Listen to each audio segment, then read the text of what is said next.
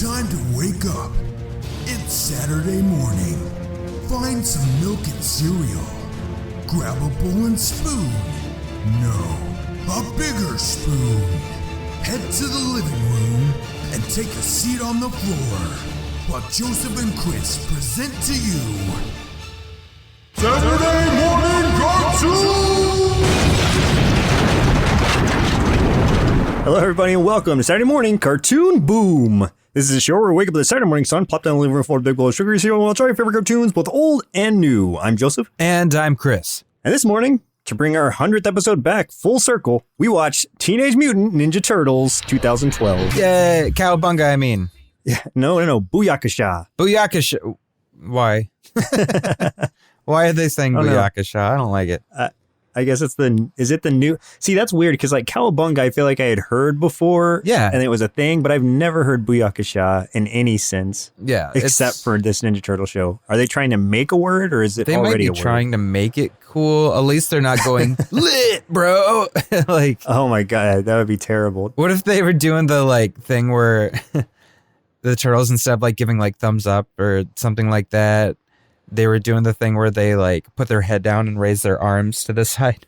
Oh, like what is that called? Like I don't remember. I'm not cool either. enough to know that. Yeah, I'm not part of that hip crowd. Yeah, I'm not cool. I wonder, do they fist bump? I wonder, like 3-finger fist bump. I'm sure they do. That sounds sexual. Lava Jesus. Yeah, it's already happened. I already jumped the shark for the episode. So the show Teenage Mutant Ninja Turtles, the current one, it started in 2012 and like I said, is still going, created and developed initially by Kevin Eastman and Peter Laird, of course. And this particular show was developed by Ciro Neely, Joshua Sternin, and J.R. Ventimiglia, produced by Lobar Productions, Mirage Studios, and Nickelodeon Animation Studios. It's so far run for 5 seasons, 114 episodes as far as this podcast goes on the Nickelodeon network. And for a short synopsis, if you don't already know, 4 Ninja Turtles, mutated by a mysterious alien substance, must rise up out of the sewers and defend their city against evil forces from both the past and the present. So here are some of the actors who played in this show. So the voice of Leonardo was Jason Biggs for the first couple seasons. Jason Biggs, you might know him from acting in American Pie and Orange is the New Black. That role was then taken over by Seth Green, who you may know from Buffy the Vampire Slayer, Austin Powers, Family Guy, and Robot Chicken. The voice of Donatello was Rob Paulson, who in the original 1980s Ninja Turtles show was Raphael, and he's also been in about half of the other cartoons we've covered. The last one that we saw him in was Saber Rider and the Star Sheriffs as the titular character, Saber Rider. The voice of Raphael was Sean Astin, who acted in The Goonies, and he was in Lord of the Rings as Samwise Gamgee. Dropping no eaves, sir, honest. So Michelangelo is voiced by Greg Sipes, who is the voice of Beast Boy in pretty much all iterations of Teen Titans, and also the voice of Kevin in all iterations of Ben 10. The voice of Splinter was Hoon Lee, who played Job in Banshee, and Dr. Park in Outcast. If you haven't seen Outcast, Joseph, that is a show for you to watch, man. You're going to love it. I know you like the comics.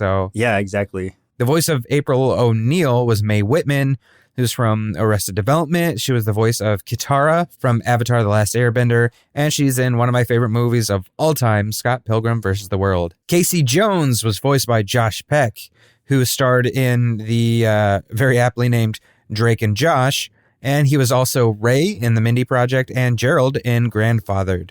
The voice of the Shredder was Kevin Michael Richardson, who was the voice of Hephaestus in the Hercules series, Bishop in Wolverine and the X-Men, Jabba the Hutt in Star Wars The Clone Wars, and Bulkhead from Transformers Prime, and tons of others. Like, the list just goes on and on. This guy's very talented. He's in a lot of shows. One show that we have seen him in before was he was the voice of Kilowog from Green Lantern, the animated series. And finally, voice of the Krang, Nolan North, who is a very famous voice actor in the video game industry. He's been in Team Fortress 2, the Assassin's Creed series as Desmond, the Uncharted series as Nathan Drake, Gears of War, the Arkham series as Penguin, Deadpool, and pretty much any Marvel game. He also voiced Cyclops in Wolverine and the X-Men, and played Peter Hastings in the show Pretty Little Liars. So for a few tasty marshmallows out of our big bowl of Ninja Turtles cereal, in the second season, the device that the Turtles used to locate the ooze canisters is a modified original Nintendo Game Boy, Furthermore, the tone used when this device is activated is the same used when an original Game Boy was switched on. So that's pretty cool. Cool. But there's so many pop culture references and things like that there's probably a ton that we saw and may have missed. Oh, yeah, I'm sure. The ringtone for the Turtle communicators is a MIDI-style version of the Teenage Mutant Ninja Turtles 1987 theme song. Nice, yes. Before Rob Paulsen agreed to take the role of Donatello, he first wanted to ensure that his co-star Barry Gordon, who voiced Donatello in Teenage Mutant Ninja Turtles from 87, was okay with it. That's cool. Rob Paulsen's a stand-up guy, man. Good guy.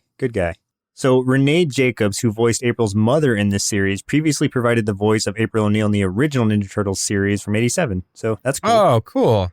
Little throwback. I love when shows do that, when they bring in like some of the old cast to play, you know, like parents of something. I think that's a really awesome gesture. Yeah, totally agree.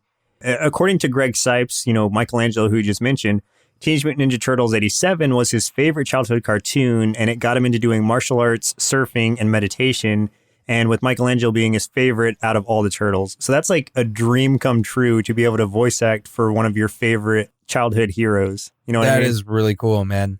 If one of these days I could voice Starscream, I'll be able to say I've made it. Even if I can be in a show or I get killed by one of my favorite characters, I'll be happy. Like you could voice Yamcha for like 10 seconds and then die and and then people won't even remember he was in the episode. But you'll know. I'll know. You'll know. I was in this episode. I'll take it to my grave too. Yeah. The Mighty Mutanimals are voiced by the voice actors from the 1990s Teenage Mutant Ninja Turtle films. Dr. Rockwell was voiced by Frank Welker, who voiced Toka and Razor. Nice. Slash is voiced by Corey Feldman, who voiced Donatello. And Mondo Gecko is voiced by Robbie Rist, who voiced Michelangelo in the movies. So that's cool. That's really cool. Yeah. That's awesome. That's such a good nod to like all the fans and everything. And it's such a, like you wouldn't even know unless you did the research on it. But the reason I even brought it up was because we do see the Mighty Mutanimals, which are some of my favorite characters from the old Tales of the Teenage Mutant Ninja Turtle comics. Yeah. So, and the current ones too. So it was awesome seeing them brought into this series. So do you have any memories of this show? I'm sure you had heard of it, but had you ever watched any of it? I'd never watched it before. I just knew that it existed. And like the most exposure I've ever had to it was honestly like, I remember one time me and you and our friend Jim, who used to be on a different podcast with us, we got our picture taken with a guy dressed as Leonardo in that style once. That's right. At the Mall of America. We were like posing with Leonardo, and that's honestly as much exposure as I had. And the reason that I didn't watch the show is because I don't like the animation. And and it's not so much the animation, it's more the character design that I don't like the turtles being really blocky. I didn't like it going in, and coming out, I still don't like it. But yeah, it's kind of the same with me. I had watched some of it before and I really enjoyed it, but I hadn't kept up with it. So, and we've been watching so many cartoons here and there just randomly that I really haven't had time to have a show that I just keep up with. Sure. So, but now, I mean, after watching the episodes we did, I'm surprised at all the, the cameos that were made and just how good the storytelling was or the writing. So I'm probably going to stick with it too. But I'll explain that further in a minute. So let's jump into the episodes we watched for today's show, which in this case is actually 4 episodes because, 100th episode and Ninja Turtles was awesome. So very first episode, highest rated episode, and finally, random listener chosen episode, or episodes in this case. The order may vary depending on how these episodes fall chronologically, but of course we have to start with the very first episode being Rise of the Turtles, Season 1, Episode 1 and 2. When Splinter allows his teenage sons, the Mutant Ninja Turtles, that's weird, the Mutant Ninja Turtles, to visit the surface for the first time, they discover that the surface world isn't as simple as it first appears. So the first thing that I was thinking of going into this was, like I was just saying, I don't like how the turtles look. I'm not a huge fan of CG animations. Like, they have to be really good for me to really enjoy them. I think the story helped me here, though, because I think the story was good, the writing was good, the voice acting was good. The scenery, like the backgrounds and stuff, look amazing. Like, I'll give them that. They're gorgeous, especially the last episode we watched for this show just looked fantastic. But these first few episodes, I was really struggling with the look of everything because I just, like I said, I don't like the blocky turtle looking thing. I'm not a fan of that at all. Or one thing I did like, I liked the crack in Raphael's shell. I thought that was cool. That was a nice detail. that I really enjoyed, and it suits him. I'm not a fan of Donatello missing a tooth because I just thought it looked really goofy and childish. Well, see, I don't feel like he's missing a tooth. I think it's a gap between his two teeth. It was just so big, and it didn't look like it was right in the middle. So that's why I thought maybe he's missing a tooth or something. But I don't know. But like I said, I'm struggling a lot with the look of the show. It was something that initially I was like, I don't know if I like this, but it's not something that took away for me. Like once I started to dig into the story, I really started enjoying it to the point where I'm like, I can forgive this. It's not my thing necessarily because I'm always going to be 2D animation over anything else. But I realize the limitations there are to that, and or just the time and money that comes with that. So I will sacrifice that for a good story, any day, really. I kind of came to grips with it. But like you, I would always opt for 2D over the 3D stuff. Just because, I don't know, like I think 3D, it becomes dated very easily. Whereas 2D is almost like, it's a style. It just kind of ageless. Yeah, like years later, 2D is still going to look 2D.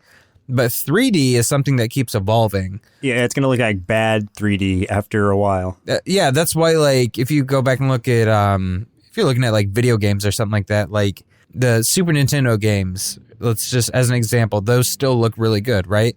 Well, the N64 games, though some of those games, the gameplay may have been better, the graphics look awful. And at the time, they were great. And, how many ever years later, we're like, ooh, man, yeah.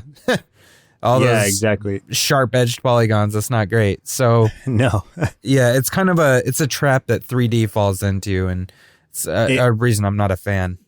To compare it to a cartoon, also Beast Wars, if you look back at that. Yes. The CG in that, or even Reboot, like the CG in that is so like dated. Yeah. It's not bad for its time, but it's bad for this time. So like you said, it doesn't age well at all. Oh yeah, at the time that stuff was cutting edge, and now it's just like, wow, that is real bad. Yeah.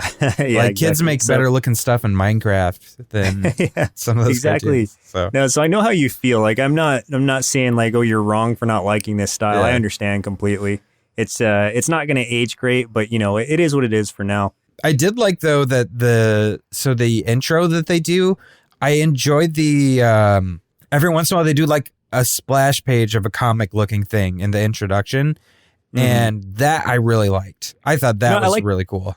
Yeah, I like the intro song too. I thought it was really cool. Like a nice updated song. Is like a new and hip crowd, man. Yeah, exactly. Not that I'm part of the hip crowd, but I did appreciate the song. Yeah. So just to jump into the story a little bit, like I said, we're not going to go through the whole thing, but so we're starting out with the Ninja Turtles before they've even hit the streets yet. Like they've been training all these years for 15 years, I think. And it's Happy Mutation Day, which is the anniversary of the day that they were basically born from the mutagen. In this situation, like I know like Splinter has had all kinds of different origins depending on which show you're watching or which movie you're watching. In this one, he started as a man. And I guess he had been practicing martial arts, or he did practice martial arts and everything like that. And he was turned into a rat because he ran across this mutagen after he had bought some pet turtles, or he ran across like something going down, some kind of crime going down. Yeah, it looked like the guys that we see in suits that we later find out are actually Krangs. It was hard to tell, but it looked like that's who we ran into as some of those. Yeah, no, I think you're right. They were Utroms in the comics, but they're just Krangs in this, just to keep it simple. And one thing I thought was weird is that we didn't see Krang himself really. So and I mean, well, there's one episode where we do, but that's a special case. So I'm kind of wondering, like, well, and I guess the way they unfolded it, that makes sense, but the Krang as we know him doesn't really exist in this universe. Yeah, it's more Krang as a, they're almost like a collective, like a hive. Right, it's like a race with like a hive mind sort of thing going on. But there are ones that stand out like we see with Subprime, but we'll talk about that when we get there. One thing I liked about this, like when they're in there, so their lair is like, the basic kind of sewer lair, but they've got some cool stuff like arcade machines and pinball machines, things like that, and a TV. And I loved the show that they were watching, the Space Heroes show. Yeah, the one that Leonardo was watching. Yeah. Yeah. Anytime it cuts to TV in this series, it's great because those cartoons are hilarious. But in Space Heroes, like there's this one like ensign who's freaking out, I guess like a red shirt or something. And he's just like, we're all going to blow up in 2 seconds. And then the captain just comes over and slaps him. He's like, calm down, like get over it. We're going to be fine. And Leonardo watches this show to encourage his leadership because, you know, he's trying to be leader and stuff like that. Well, I mean, this is where we really see like Splinter kind of name him leader of the group anyway. Yeah, they didn't have a leader at the moment. And it was because if you're not going into the field, there's really no point in having a leader. But once they decide they want to go to the surface and Splinter finally gives them the okay, then he's like, all right, you need a leader. I love how that gets picked too, because he's like, I will meditate on it. And then he closes the door and immediately opens it back up and he's like, it's Leonardo. Yeah. What was interesting though is like, so the very first scene we see is like they're all kind of like they're sparring with each other. Leonardo loses to Raphael, which I thought was interesting with Leonardo. You know he's going to be the one that becomes the leader, but Raphael seems the better fighter. It's good because it makes it to where a lot of times if they make Raphael, if he would have lost that fight, I think it would have made him kind of an inferior character because then it's like, well, what does he have except anger? So right, giving him that fighting prowess, like, okay, so even though he's too much of a hothead to lead the group, he still has his place here because he is a great fighter. Michelangelo is exactly what you think. He's always the same, party animal. Party dude. He's party dude. He just wants to have fun. He's the kid, And Donatello, the way they handled Donatello, I think is the best iteration of Donatello I've ever seen. Because to me, Donatello is usually the most boring because he's he's like the science nerd. I feel like he doesn't get a lot more personality than that sometimes than just being the brainiac. But in this, he was like a kid who just has a lot of wonder, gets really excited and impressed by things. And he is really smart, but he also is extremely brave and courageous and falls in love and things like that, So like, I felt like they gave a lot more to him than he's ever gotten. And I thought that was a smart move. And the same for Leonardo too, because I feel like Leonardo in the past has been one of my least favorites because he is usually just he's the straight man, he's like the one to keep everybody else in line. But here, he's very obviously still immature. He doubts himself. He's using leadership tactics that he's learning off TV and just kind of imitating it. And there's a few spots too where he makes jokes and stuff. So they're doing a good job of showing that they're still kids. They're 15 years old. Yeah. And I thought that they handled that great. In Donatello's case, they are they gave him more personality. They laid out, I guess, different sides of his personality where, like you said, he does crush on girls easily. So he has more to him than just doing machines, right, which is refreshing. And with Leonardo, it's funny to see, like, even though he's the serious leader type guy, like he's not always serious. He does joke around and things like that. But he also, when he does, at the point that we were watching it, at least these first couple episodes, he's trying to make leadership decisions and he's saying things like, like, let's do this and making these plans and it'll zoom in on him and then it'll zoom out and there'll be nobody there. Everybody's already left him. Like nobody respects his leadership yet. And that happens a few times, even in like later episodes too.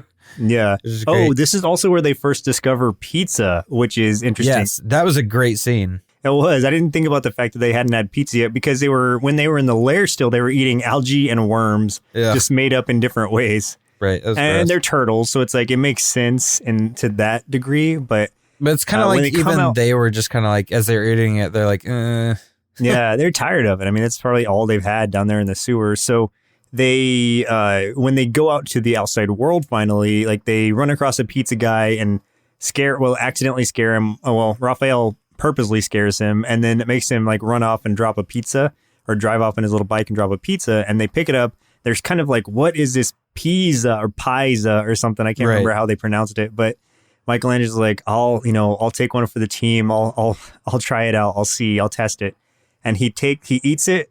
And it's funny, like, to see his face. And this is kind of has those, like, anime tropes where it, like, does the weird, almost like Teen Titan, like, where it does the stuff where it kind of, their eyes get really big and white. And then they, it'll zoom in on something. So it zoomed in to his head and shows his brain just exploding after he eats the pizza. Exactly. In the old cartoon, it's like they just loved pizza always. It's like they had no explanation. It's just like, pizza's great, whatever. But in this one, it's like, this is the first real food they've tried, so it makes sense that pizza would be their obsession at that point. One thing that was weird, so it gets revealed Raphael has a pet turtle, and I think that's weird, right? Like, that'd be like us having a pet, like, human, like a little baby in a cage. Like, that's weird, man. That's he's got some problems. It's a little weird, but it's not an anthropomorphic turtle, so it's kind of different. Well, okay, so it'd be like us having a brain dead fetus in a cage.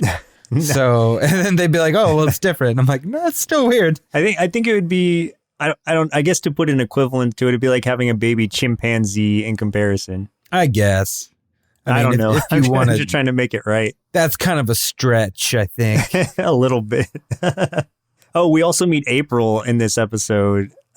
April in this iteration is very young. She's a teenager, as opposed to her older reporter self or anything. I like it though. I like her being young because I get tired of the April O'Neil, who is the news reporter and then has the inside scoop and can feed the turtles information on everything they need. Right. Because that's been played out. So, and the April in the comics now is more like this April, like she's not that young, but she isn't, a huge, like established adult. She's like, the April in the comics right now is probably like real early 20s, like definitely millennial. Yeah. In this one, it also makes sense because she is Donatello's immediate crush because he's like, she's the most beautiful girl I've ever seen. It's like, well, she's the first girl you've ever seen. It's like, exactly. Well, still. And so I think Raphael says exactly that. Yeah. And he has an instant crush on her, and that lasts throughout the series, at least to the point where I know of it. And it makes sense that she'd be a teenager because then it's just like, it's not like a teenager obsessing over an older woman. It's just like they're the same age group. So it's kind of making sense in that realm. Yeah, it does make a lot more sense because I'm like, okay, it's a 15-year-old pining after what's probably another 15-year-old. Yeah. Oh, the Krangs, like you said, we see in this episode, the second part of this episode at least, where it's these dudes dressed up in like business suits, but they all look exactly the same. And they're completely like emotionless faces, but they're incredibly strong and they don't seem to get hurt easily either. It's very much Agent Smith from The Matrix. But I like them. At first, I was confused because I didn't know if these were like who these were supposed to be. And at first, I assumed this was the Foot. And I was kind of like, oh, that's kind of cool. I like that they're going like business, like guys, like, less conspicuous. Like that makes sense. And it's cool. And it turns out it's not the Foot. These are robots with Krangs inside of them controlling them. Yes. And I'm like, first of all, I was surprised that the Krangs were the first thing the turtles faced. Because I always picture Krang as like, guy pulling the strings that you don't get to for a while. But right off the bat, we're seeing the Krangs and there's multiple of them.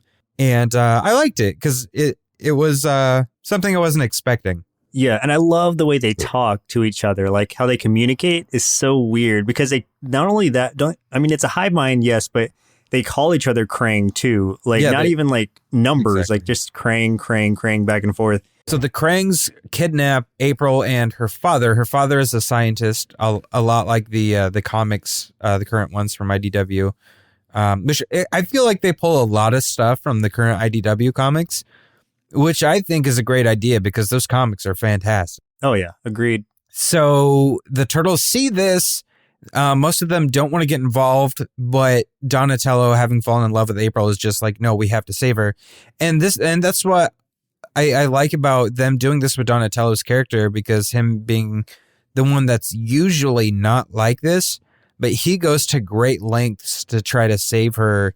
In multiple parts of this story, putting himself in danger and things like that, like doing very heroic things that you would assume would be Leonardo or Raphael instead, but it's Donatello, which I thought was great, and I liked it, and it made me like his character way more than I expected to. Yeah, that's part of the depth you were talking about earlier. Another thing I really enjoyed was, so when the turtles are at a distance or when they're fighting, you only see the whites of their eyes. You don't see their pupils and stuff. And I like that because they look fierce and it looks cool. And I kind of wish they looked like that all the time. It's very much like the comics, the old comics. Yeah, exactly. And I feel like, I don't know, if I were designing this show, if it was going to be that 3D-ish thing, I would have at least done that because I really enjoyed that. And I think it was just a cool look and it made them look much better. But I mean, whatevs. I'm not in control unless somebody wants to give me a job, please. But I think, though, it's good that they do it because giving them pupils when they're outside of combat is fine because then it's like, they're more expressive. They get to, talk with their eyes, basically. And putting it outside of that when they're in combat does make them look more fierce. And that's something I think continues on throughout the series. So I think it's a cool thing that they change it up, not necessarily stuck one way or the other. I see that argument. I think if I hadn't seen Spider-Man Homecoming and Deadpool, I would have been against the all white eyes all the time. But they showed that it's very possible to just do that and still make it very expressive. All right, touche. Yeah, that's a good point. Gotcha. Or in Batman the Animated Series, they did the same thing. He only had the whites. True, and I think that was the first time that was done, at least in American animation, was Batman the Animated Series. But The Tick also. Oh, yeah, The Tick. So, okay, well, there's a lot of examples, and maybe you're right. Can we talk about Snake?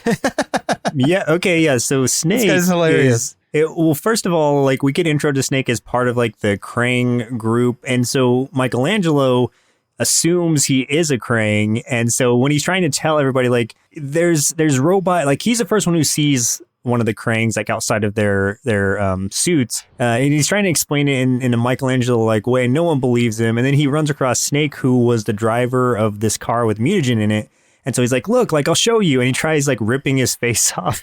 So sitting there trying to, like, tear his face off. I was like, man, this mask is really glued on there. And he's like, that hurts. And so, like, it obviously disproves his theory, but Snake is just a guy, I don't know, a random thug who's working for the Krangs, or he's just the driver. Yeah, he was like the only human in that group. Yeah, but there was a purpose for that, and that was for the sake of showing what mutagen can do. And they find a mutagen canister, and the way this happens is the turtles are trying to infiltrate the Krang lair, or at least one of them, and so they crash a van into it, and this van is still holding some mutagen, splashes on Snake, and it turns him into, or it mutates him into this big weird plant thing, a weed. It's like a piranha plant, flytrap, praying mantis. It's like he's got like a praying mantis head, and he's got, I think, the arms, and then he's got the legs of like tree trunks though. But then he also has these long vines coming off of him with these like Venus flytrap, piranha plant looking things. Yeah, and he's got a lot going on. Yeah, and what I loved about this, when the turtles see this happen, Michelangelo's like, you think he'd turn into a snake? Yeah. Because of the name Snake. And I thought that was hilarious. And I think then Mikey names him Snakeweed. I was just going to say, that's a recurring thing throughout the series. I know this much, is whenever something mutates into something, and they run across a new enemy, Michelangelo is the one who names them. I like that. That's a good idea. Yeah. And I just love that they called attention to this in the first place, because it's like all of those old Ninja Turtle toys, the people mutated into things that were puns of their names, you know? And I thought that was a really fun way for this show to create new characters, just do whatever they wanted with them, and kind of poke fun at what the old Turtles used to do. And we're going to get to another episode here soon where they poke fun of the old Turtles quite a bit, but this is just part of it. And I thought that was great, and I loved it a lot. Having Michelangelo name these turtles, because like you said, they have kind of weird ideas made for toys, or they did in the original series, and along with them came these really childish names. So it would make sense that Michelangelo, being the most childish of them all, would be the one to come up with these, weird names for them. So like it comes down to basically, I think they escape, or the bad guys escape with April's dad, but they get April back at least. So that's good. Donatello literally like dives off of a helicopter to save her. Yeah, and that's the stuff I was talking about, like how just heroic they made him, and I thought that was really cool because I didn't expect him to be that good, but he really was. So she's safe, and then we end up seeing, I guess there's like a news report that's kind of, the news doesn't know what happened, but they saw this throwing star left behind and they showed it on TV, and you're seeing somebody watching it and they obviously recognize the star, and then we find out that it's Shredder. And I was like, yes! Oh, yeah. So, and the second episode we watched for today's show was Transdimensional Turtles, Season 4, Episode 10. This one was chosen by Chris. Yeah, so the reason I chose this was because we get the best of both worlds. We get the new Turtles and we get the old Turtles in one episode. And if you haven't seen this, I strongly advise you to watch it first. And if not, we will go into why this is so awesome and how they even did it. Yes. So for a short synopsis of this one, in the most cowabunga crossover ever, the 2012 and 1987 Ninja Turtles team up to stop the Krang from tinkering with dimensions. Yes. We see actually, and since this is season 4, there's a lot that we've missed in the process, but they actually, like, we open with Fugitoid, who is originally from the comics, Dr. Honeycutt. And he is, the Turtles are in there with them. We've got April, who's actually wearing a yellow jumpsuit, more of a space jumpsuit because they are in space right now in a spaceship. Yeah. And we've got Casey Jones as well. And Casey Jones, just like April, is much younger. Like, he's a teenager as well, but he's still got the hockey mask and everything. I like his hockey mask, actually, because it's got a cool skull painted on it. Yeah. Yeah. The thing's awesome. Like, his design was great. Oh, yeah.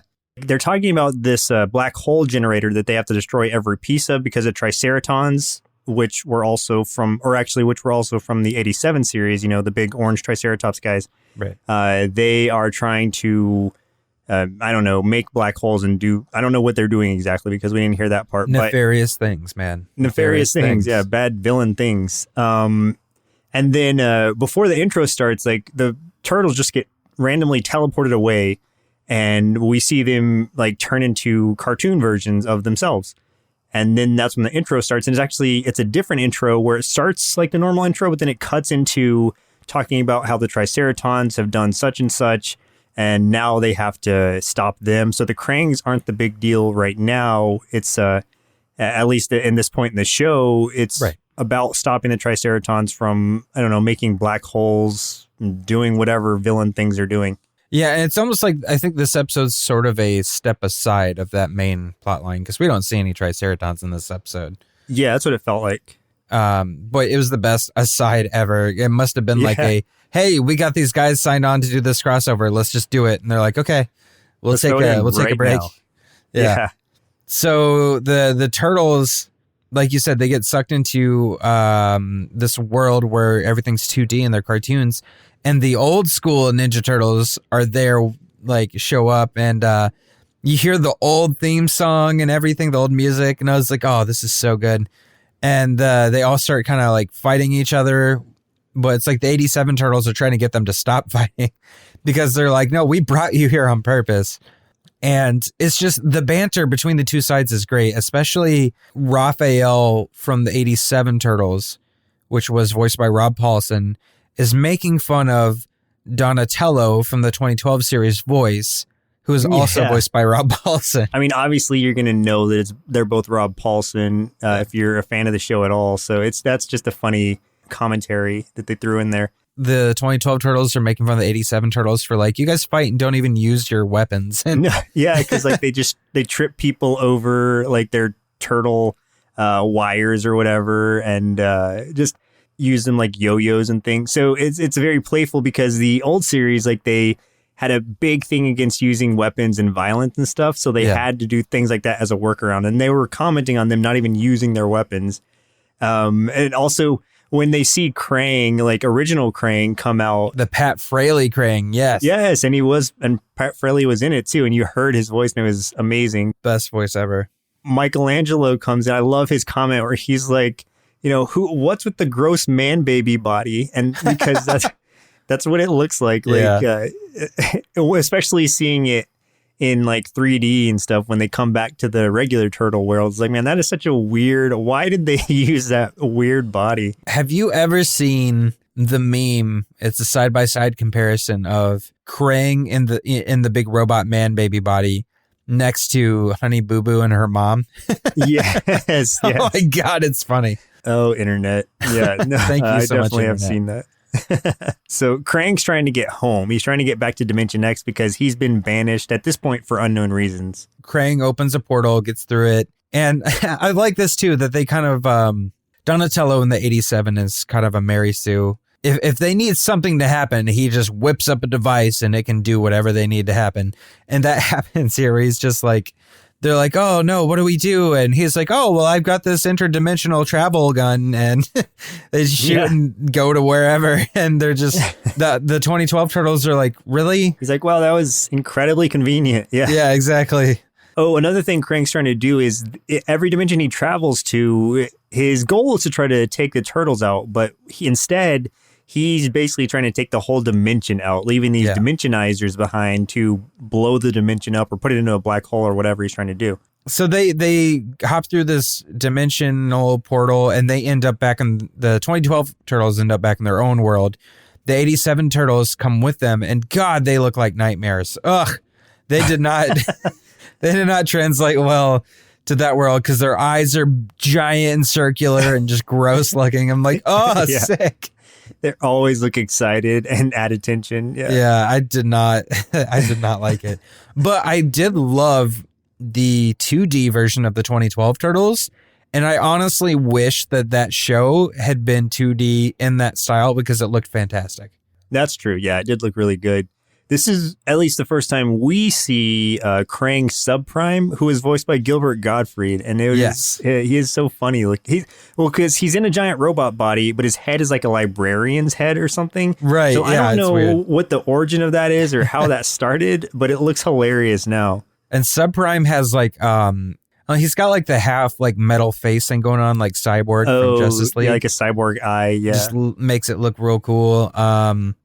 At some point, they're like arguing, and a joke is made at the expense of Megan Fox, which is funny because Megan Fox stars in the live action movies as April O'Neil for some horrible reason. But I thought that was cool, making a little jab. Yeah, we actually get to go back to the Technodrome, which is cool seeing that also in the CG world. We find out Krang was banished because he's a big screw up, which makes sense because in the cartoon he absolutely was. Oh, there's this one scene that I was like it made me like hold my heart for a second, be like, oh, that's awesome. Where Raphael smashes his pizza against the screen. Yes, and like to smash, but they're fighting the some of the Krangs, and he smashes it on one of the robots. But what it looks like from our perspective is how the old intro was, where when they say like Raphael is cool but rude, and he smashes on the screen, and then the other Raphael's like, what was that for? Why did you use pizza? And then he's like, give me a break. And that's what he says in the intro too. So I was like, oh man, that's such a cool callback. Yeah, for no reason. It's just thrown in there, but it's hilarious. Right in the middle of a fight, just somehow he has a pizza, hits one of the Krangs with it, and then stops to eat a slice. Yeah. That was good. They also end up in a third dimension and this is just the 2012 Turtles end up in a third dimension, which is the original comic book world. And we find out that this is like the original Ninja Turtle universe. So this is known as like the Turtle Prime or something like that. Yeah, exactly. Which was interesting. And they were immediately terrified of the comic book Turtles because they were really scary looking. And I really like the way that they handled the comic book Turtles too. They didn't make them like move they didn't make them like animated and everything. They made it almost like a motion comic. Yeah, where it's like the scenes were the panels were still there and the turtles were moving kind of across it, but it wasn't like an animation. It was just like kind of a slideshow type thing. Exactly. And I thought that was pretty cool the way they did that. I did like how the very last panel where like, so the 2012 Turtles grabbed that dimensional disruptor or whatever from that world, escape through a portal real quick before the comic turtles or Turtles Prime catch up and disappear. And then the last panel is it's showing the Prime Turtles just looking really confused. Oh, yeah. Subprime finds out what Krang was actually doing and gets super angry and chastises him. Is like, are you a moron? It's because, so I guess all the Krangs are charged with eliminating the turtles from each universe. And I love the idea that the big bad Krang from the 87 was just one of the many Krang. Like, he wasn't anything special. He was like a screw up of the Krangs. He was one of the many, and he was the worst of them. He was Invader Zim of the... Exactly. He was Invader Zim. Yeah. That's great. When he reveals that he was trying to destroy those realities completely, Subprime was like, what? Because like, why would you do that? They're trying to take over these realities and, convert them or whatever. Yes. And then, so he's like, you're a complete idiot. You're still a screw up. And he just gets re-banished. And then the Turtles play hacky sack with Subprime. Yeah, they knock him out of his robot suit and play hacky sack with him. Yeah, I like that. I think it's the Michelangelos that did. Oh, yeah, you're right. But let's go ahead and jump into the next episode we watched, which was Requiem, Season 4, Episode 25. This was the highest rated episode, where Super Shredder has returned with even greater vengeance, forcing the Turtles to enlist the combined aid of Splinter, April, Casey, Karai, Shinigami, and the Mighty Mutanimals to destroy him once and for all. Shinigami. I was wondering what her name was, because it didn't... I mean, obviously she's been in other episodes and her explanation would have been there, but I didn't understand who or what she was supposed to be. Yeah, I didn't know what she did at all or anything, because she didn't really do anything this episode. She had a cool design, though, but that's about it. She looked like a witch or something. Yeah, almost. Ooh, Shinigami means demon, so I bet she is some kind of witch or something. Yeah, I guess she's just on the side of good, but she's still demon? I don't know. But in this one actually is very cool because it has a lot of references to the end of the first Ninja Turtles movie from 1990. And we'll talk about those as we get there because that kind of happens towards the end of this episode. But it opens with Shredder talking to Baxter Stockman, who has actually been transformed into a fly at this point. Because I know when it started, he was just regular human Stockman. And I know he got a robot body and stuff. So I don't know what was going on with him in the previous episodes, but by season 4, we see that he's now in his fly form, which is what everybody wants, of course, who'd seen the old cartoon. Oh, yeah. And so, that was cool to see. Yeah, you got to love Fly Stockman. That's awesome. And he's one of my favorite villains from the original cartoons. I just loved his... I loved everything about him. His aesthetic was just cool. And the toy was fantastic. I still have a toy of him. Yeah. Oh, nice. That's awesome. Yeah. I love that they're watching that TV show. The Chris Bradford and the Two Rough Crew. Yeah, which is obviously like based on the Chuck Norris cartoon, the old Chuck Norris cartoon. God, the characters in this were hilarious. Where I did notice. So one of the sumo guy, aside from his face, his body design was exactly like a character from the old stuff. At least I had the toy. His name was Tattoo. He was like a big sumo wrestler, and like it came with all these stickers so you could put tattoos on him and stuff like that with the toy. But he looked exactly like that, except it was like when you looked at his face, it looked like it was like a white guy with glasses and a neck beard or something. Hey, his voice for whatever reason sounded like Snagglepuss from Hanna-Barbera. Yeah, from Hanna-Barbera cartoons, where he's just like, heavens to Murgatroyd. Like, they're walking up stairs, like, they're walking up, 60-something flights of stairs. Yes. At, Chris Bradford, who is the Chuck Norris of this, and his Two Rough Crew. And little Renio is this little kid who's traveling with them, because they always have to have a little Asian kid in these old TV shows. He's the Flim Flam and whatever of these other shows. And so he's like, help on my back, little Renio, and he sticks his butt out, and... he jumps on his back and they go to the rooftop. Little Renio mutates into the giant evil villain and he just jump kicks him and defeats him. And then it's an advertisement for something else. And this is like less than a 5-minute segment, but it's just hilarious watching through it. That's really what I was talking about earlier with the Space Heroes. We get to see in this episode the Mutanimals, like you were talking about earlier before we got into the episodes. And we get to see, there's so many cool ones. We got Mondo Gecko. we got Slash, we got Leatherhead. Those are three of my favorite secondary Ninja Turtles characters from the original. Mondo Gecko, every iteration of him so far has been cool. Like even in the comics as well, he is awesome. It felt a lot like the comics because Slash and Mondo were part of the comic Mutanimals and stuff. And I just like how they were doing this. Yeah, and Leatherhead was on the side of good. At least he's an anti-hero. Yeah. And so, yeah, it's interesting seeing that instead of like the Bayou guy with the Cajun accent. Yeah. We also got Karai. We got to see Karai. She's cool. Didn't expect her to be on the side of good. Yeah, I don't know when that like conversion happened. Dr. Rockwell is someone else who's in this, and I don't know. I don't think he's from the original ones at all. Yeah, but he was, like I said, voiced by Frank Welker. And he's essentially like a telekinetic monkey, I guess, who floats around with the big... He's almost like a Mojo Jojo, where he's got that big like thing on his head. Right. Yeah.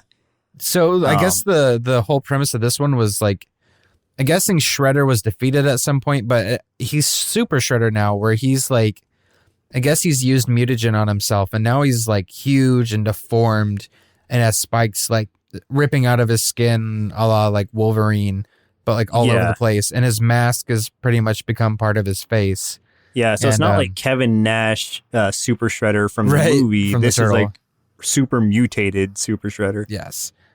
So he is going after Karai. I don't know who she's supposed to be of his in this show, but in the comics, Karai is it his niece or granddaughter? Who he was kind of grooming to be his, I don't want to say replacement, because I don't think his Shredder ever thinks he's going to be replaced, but his like second in command at least. Yeah, and I think it's the same in this show where that's his granddaughter, because when they were doing the training, when Baxter Stockman was doing training with them at the beginning of this episode, like he throws some like level 12, foot soldier robots or whatever at him. Level 12. And then he sends a Karai, like a hologram of her at him. And he says her name, but then he just like, kills her. And of course the holograms didn't matter, but then the purpose was to see that the mutagen removed his emotions. And so emotion being taken out of it, like he wouldn't care about killing his granddaughter. He's going into the Mutanimals base to kill Karai, basically. Mm-hmm. He attacks, blah, blah, blah. The turtles kind of come to the rescue. Shredder kind of like makes a run for it. And then the turtles and Mutanimals split up and go after, like trying to find out where Shredder went. Some of them end up at a carnival where Bebop and Rocksteady are waiting. They were interesting. I like, I love that they're in it. Rocksteady looks amazing. Bebop sounded great. I don't like his character design that much because he's like half robot, I guess. I don't know. It's like he's a pig still, so it seems like he would still be kind of a fat dude, but instead he's like this super skinny dude with a pig head, and he's like really sleek and almost breakdancing and stuff. So it's an interesting like take. Rail thin, like anorexic thin. Yeah, like not just healthy thin. Like this guy is a stick, but with a pig head. His legs and arms, I don't know if it's his outfit or what, but I couldn't tell if it was clothes or if he was robot. Like, or if he was robot. Yeah, I don't know. I mean, it was just weird because it was like lighting up, like it looked like there was neons on his legs and arms. I don't know if that was just part of his like eccentric suit or what. I couldn't tell. I have questions about Bebop, but I didn't care for that. No, I agree. I mean, I'm always going to go for the old, like, dumb Bebop from the show, or from the old cartoon, but that's fine. That's their choice. Oh, there's a fish and a werewolf. The fish is Fish Face, also named by Michelangelo, and then the werewolf dude is actually Razor from the movie. That's supposed to be Razor? Yeah. Holy crap, that's awesome. Yeah. Wow, he was creepy looking in this. Uh-huh. I hope that they bring Taka in somehow. I think eventually they will. That would be cool. I like it. I think that the werewolf dude also used to be a different mutant, and like a different wolf mutant, and he got mutated a second time. But originally he was Chris Bradford, who was the guy that was in that cartoon show that they were watching. Oh my God, are you serious? Yeah, like he was the martial artist Chris Bradford. That's hilarious. That happened like in the first season somewhere where Chris Bradford got mutated into this like other wolf dude, this giant wolf dude. But I think my gosh, somewhere along the line, he went through a secondary mutation. it was like in this one, it looked like some of his bones were showing, which was interesting. Yeah. Like almost like he was decaying, like he was like a zombie werewolf or something. Yeah, he did look really cool though. He looked fierce. Yeah, I liked it. Casey Jones had exploding hockey pucks. That was awesome. Yeah, like it made it make a lot more sense, his character. April is actually almost like she's telekinetic now. Yeah, somehow. I didn't understand what was going on there. She's got some sort of April went Super Saiyan, dude. Yeah, it was almost like if you've ever seen Akira, like she was like Tetsuo from that. Like her hair is just raised up, and she was trying to fight against Super Shredder and everything. And what I was talking about from the first movie was, so when they go to the rooftop to have a showdown against the Super Shredder at the end, like Splinters they were facing off. Yeah, and Splinters are facing him, and it's just like the rooftop scene at the end of the first movie where kind of. Well, I mean, not just like, but somebody ends up biting the dust. You've got Shredder who charges Splinter, and then Splinter, throws him off of the building. Yes. And he falls in the back of a garbage truck, and then Casey Jones is the one who pulls the lever and is like, oops. And, but in the movie, that's the end of Shredder, at least at that point in the movie. And, but in this one, like, that's not the end. So Super Shredder breaks out of it and jumps back up onto the rooftop, unbeknownst to Splinter. And then he comes up behind him and just like stabs him with his, arm claw things and throws him off the building. I'm thinking like as Splinter's falling out the building, someone's going to catch him. So everything's going to be fine. But no, he literally hits the concrete and he is just straight dead. Like RIP. Pour one out for Splinter, Yeah, exactly. Yeah, I didn't see that coming. That was a surprise. What sucked too is because the Turtles had split off. So it was like Leonardo, Donatello, Michelangelo were with, I think, Leatherhead fighting Bebop and Rocksteady. And then they were just getting back when they see Splinter's body flying from the roof. And just like Leonardo screaming was just like, oh man, that hit me in the feels. Oh yeah. And Raphael and April too, when Splinter gets stabbed.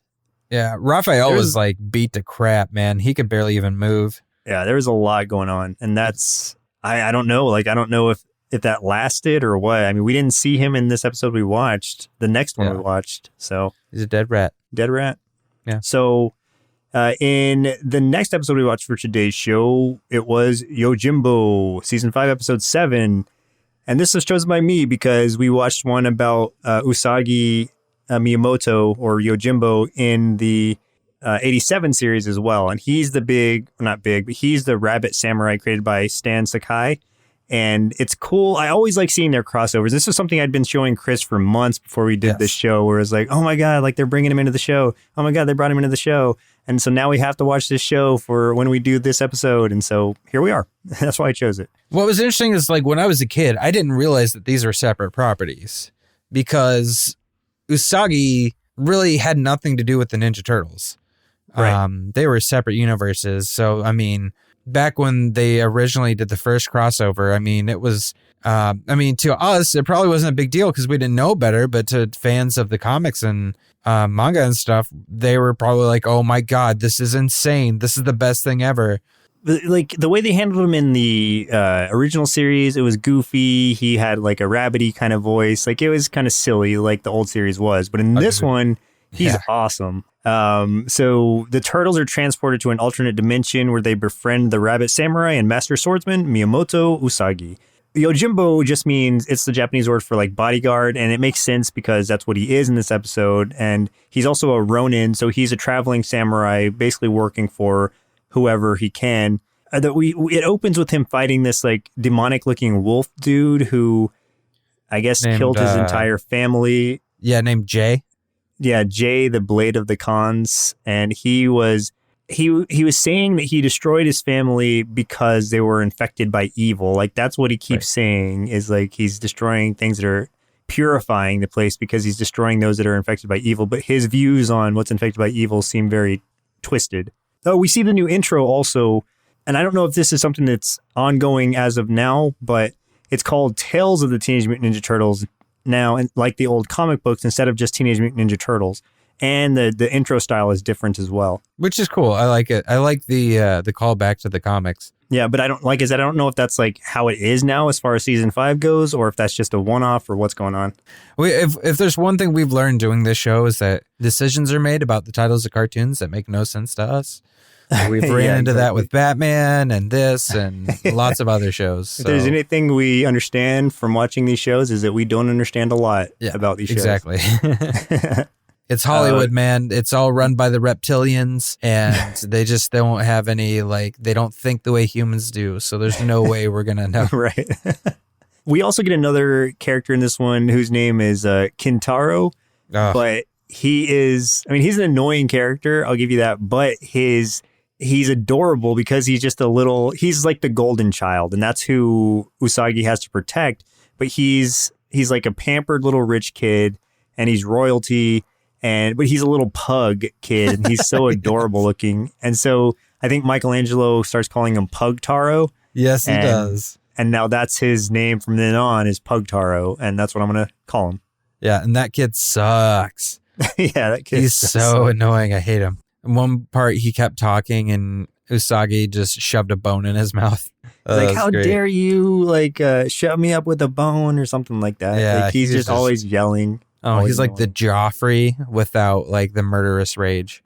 If you took the personality of Joffrey Baratheon from Game of Thrones, put it in a tiny pug, and made him not a psychopath, that would be Pug Taro, aka Kintaro.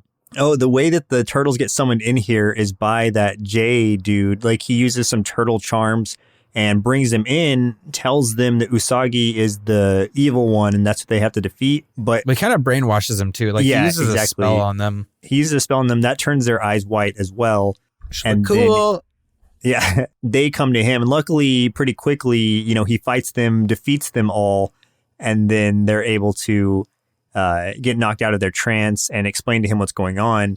And so then at that point, they're kind of helping him protect Pug Taro from this army that is run by Sumo Kuma, who is a giant bear dude. Yeah, he was cool.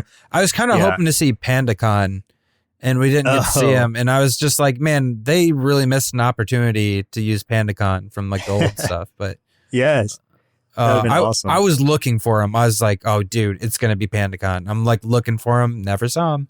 I liked the setting of this, though, because it is just like the old samurai movies where it's in the forest.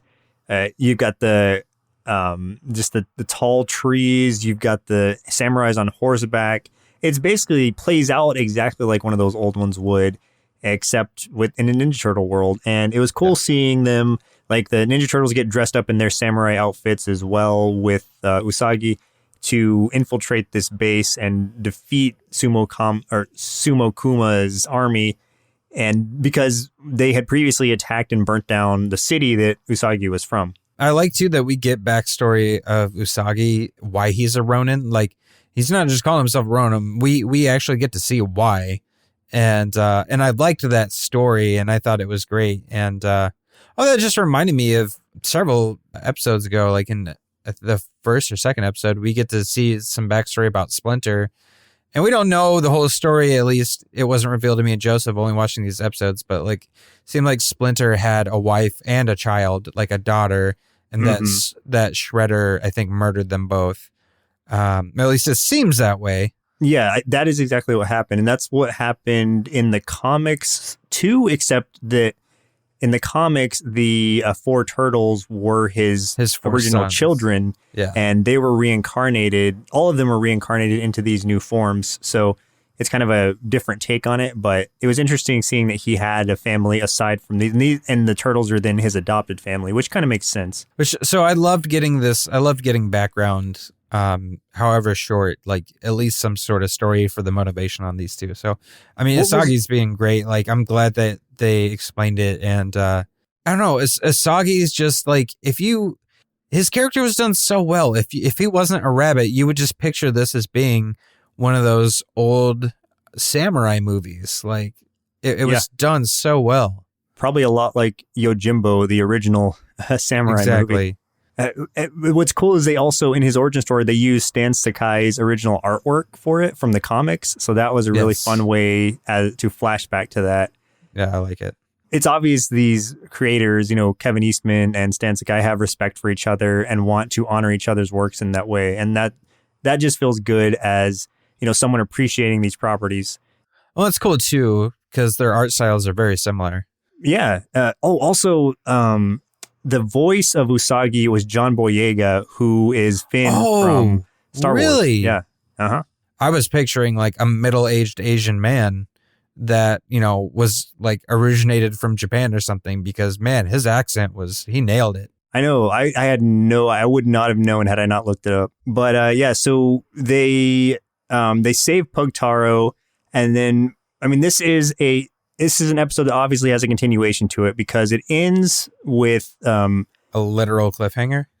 Yeah, that's what I wrote down as literal cliffhanger because they're falling from a cliff. And that's where the episode cuts off. So, like we said, literal cliffhanger, and we don't know what's going to happen after that.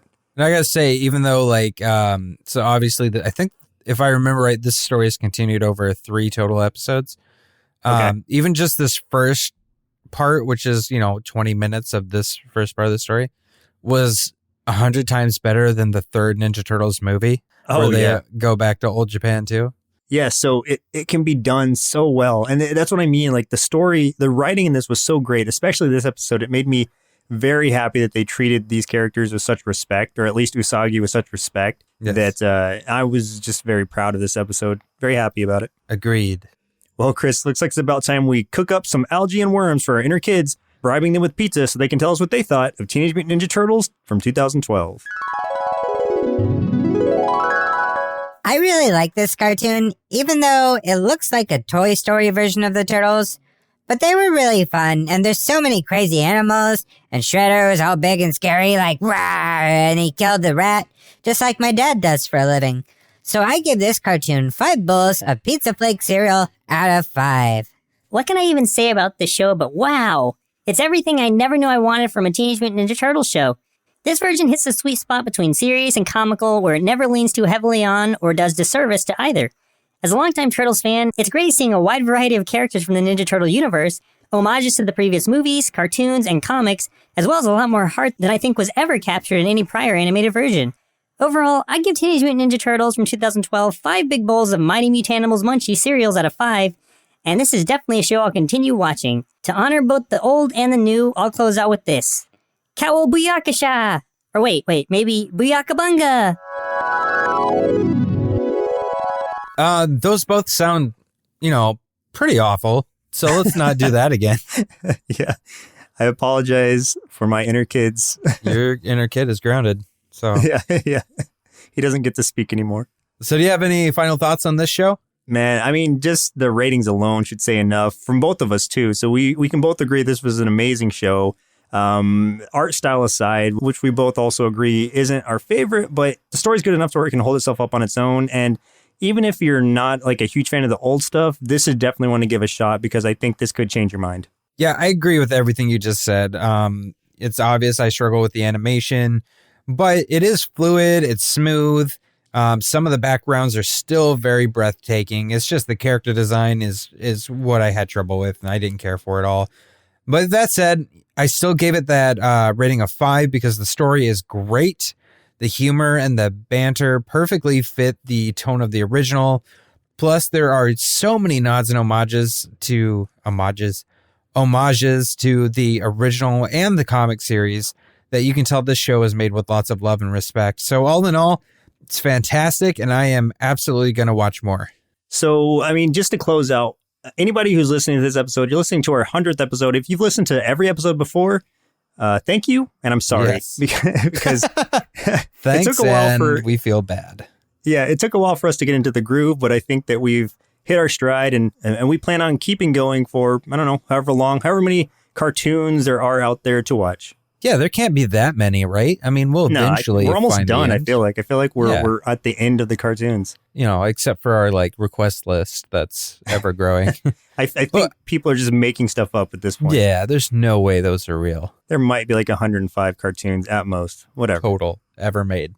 Well, listeners, it looks like our milk supply is now run dry, so it's time for us to say goodbye. And next week, we'll be watching The Adventures of Sonic the Hedgehog, suggested by Connor via Facebook. Sweet. Thanks, Connor. I'm trying to remember which one that is. Is that the newer one or the older one? I really don't remember. I kind of hope it's the older one because I used to watch that all the time, but I don't know. I liked the in-between one, but I don't know. I've never watched the older one, so we'll see. I don't know. I think Sonic Boom is the newer one. No, Sonic Boom is the newer one, but there's one in between too. Oh, so that one's the new. With like an updated art style. So yeah, Sonic Boom is the new, or there's an older new one that might be this one. I don't know yet. I don't know what's happening. Once again, I'm Joseph. And I'm Chris. And we'll see you next Saturday. Presented by Nerdsloth. A place for lazy nerds. If you like what you heard, consider donating at patreon.com/nerdsloth so we can continue bringing you quality shows. Be sure to also leave us a review and share your favorite episodes and clips on social media. If you're looking for more content, visit us at nerdsloth.com.